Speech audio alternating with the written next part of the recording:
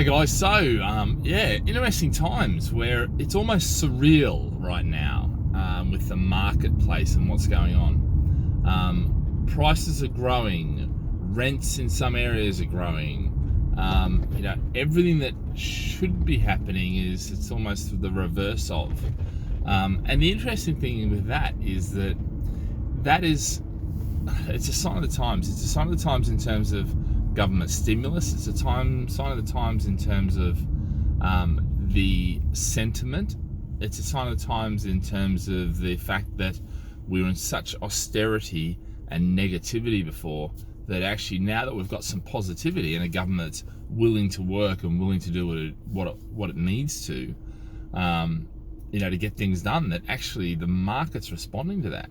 There is a lot of BS. I'm hearing lots and lots of news articles and things like that saying that London, people are moving out of London in droves. They want to get out into the suburbs and that, into the towns and counties, and that just isn't the case. I mean, that's not holding up at all anywhere that I've seen. About the closest thing I can see is that people are now saying they want balconies in their apartments. It just doesn't hold up, and it doesn't hold up with human nature either. Human nature is that we do a knee-jerk reaction. A number of people jump very quickly when things like this happen, coronavirus, let's say. But very quickly, when things settle down, they realize it's not as bad as it may have been made out. And I'm not saying that coronavirus wasn't bad, but what I'm saying is that people jumping and leaving London in droves and all that just isn't happening. And when they realize that that's not the case, and that people are just going to go back to their normal lives, that actually the new norm is not that different than the old norm. So I mean, there's the acceptance of technology, and a lot. What's happened is the direction we were going has not changed. Coronavirus hasn't changed at all. What has happened? It's hastened some of the things that we were doing, like, for instance, teleconferencing. I mean, as a business, we've been using it for ages, because for the majority of the time I live in Singapore, and so all my meetings with my team in the UK, or even my team in Australia, are done via Zoom.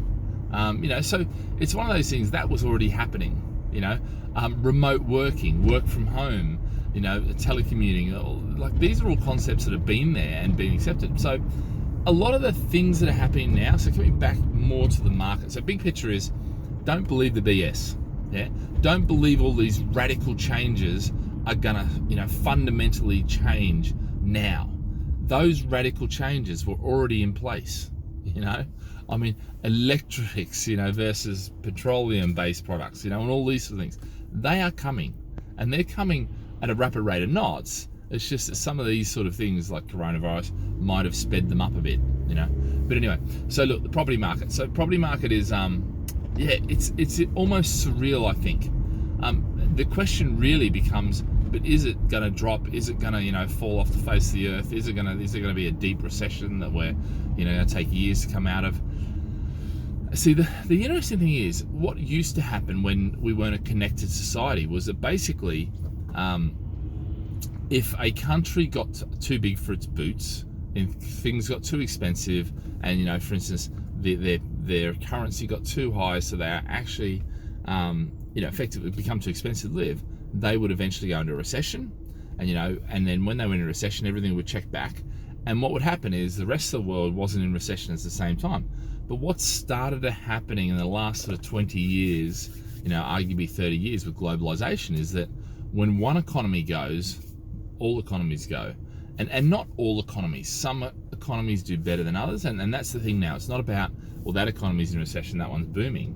It's more about, because that's what used to happen, it's more now about actually, they're faring better than those guys. And, it's interesting. The first part of this has all been about government stimulus. It's been about the government's funding and borrowing massive amounts. Now, they were already borrowing massive amounts before, and I think this notion that we're ever going to pay back this debt, I really don't think is ever going to happen. I think the US are awesome at this. They have discovered how to borrow and borrow and borrow and get there. Borrowing is never down, always increasing, and increasing dramatically in some cases, or in many cases, or many periods. and that's going to be the flavour for the rest of time. So the question really is this sustainable, or are we heading for a big fall? And I think it's not a question that anyone can answer exactly, because there's plenty of pundits that are talking about, that we are in for a big fall, but that big fall, is being staved off by government spending.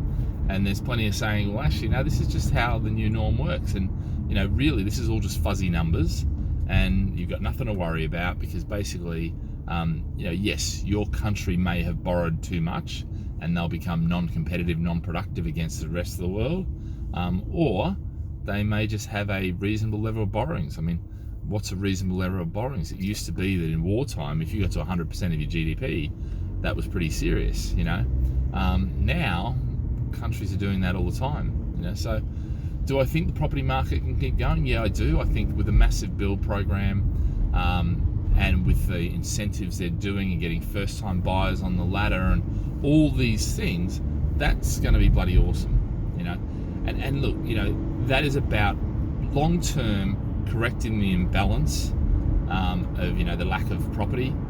But the other side of it, which is a big picture concept, is there really a shortfall in properties? The question is not so much, I think, about is there a shortfall in properties, it's is there a shortfall in properties of certain types of properties? And I think there is, and it's affordable housing, because a lot of people aren't keeping up, which is putting pressure on the government. But then the government hasn't been keeping that stock up, So, I'm a big person for the Singapore Housing Development Board, HDB concept, and the way that you can do that. And I think the sooner countries look at Singapore and go, you know what, that system is a bloody good system, it works really, really well. Singapore have almost created, and not almost, they have created a two-tier system where they've got the public housing and private housing, except the public housing is actually owned privately, okay, which might sound a bit weird, but effectively it's a restricted stock market that allows you to get on the market, and you can stay on there your whole life and be totally happy. And what that does, it gets housing rates, ownership rates right up. It's a fantastic system. They're bloody fantastic what they've done there, and if you ever look into it, you'll see just how great it is. That would solve a lot of the UK's problems, and I think the sooner they get to something like that, the better. The other concept, big picture concept, which I think is awesome, which I'll explore these concepts in a bit more detail, because I think it's important that you understand them.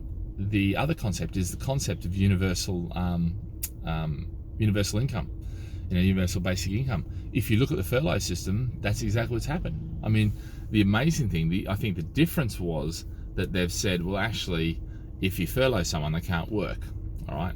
So people have got used to the furlough and getting money handed out from the government. The question is whether it can come back. I think we'll find, because a lot of people are like, no, it can't work, and how dare you think that you can pay people, they'll sit around and do nothing. And it's like, you know what, they can, but they won't, they won't, some people will, certainly, a percentage, but most people will still go out and earn extra money. But they'll have that base level, which will allow them to be more maneuverable as a workforce. It'll mean if they lose their job, you don't need to provide so much in terms of, welfare and all these sort of things. It's a fantastic system, and yet it's not that expensive. I think the other concept that might be worth chatting about over the next few weeks is about the NHS and how well it really did do compared to other systems. I think the problem with the NHS is not the system. I think the system is a fantastic system, and I love, when you compare it against the US, it's just atrocious what they do over there. The NHS system is a great system, but it just shows you what the impact of austerity on a system like that, because austerity is the real problem. The decision to defund virtually everything about the NHS, that's been the real killer, and I mean literally killer of so many people. The UK has, I think it's the highest, it is the highest mortality rate per million, which is atrocious to think that's the case. But yeah, so there, so do I think house prices are going to drop massively? No, I don't.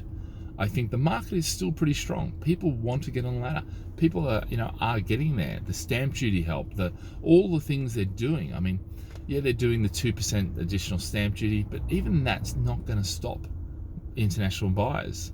They're still going to be here because effectively it's now a tax equalization system we're running across the world, which is about, you do have your tax havens, but for the most part, countries realize that if they all tax around about the same, then what happens is they all get equal share. Whereas if they don't tax the same as everyone else, they're going to get a disproportionate or a lesser share of the pie.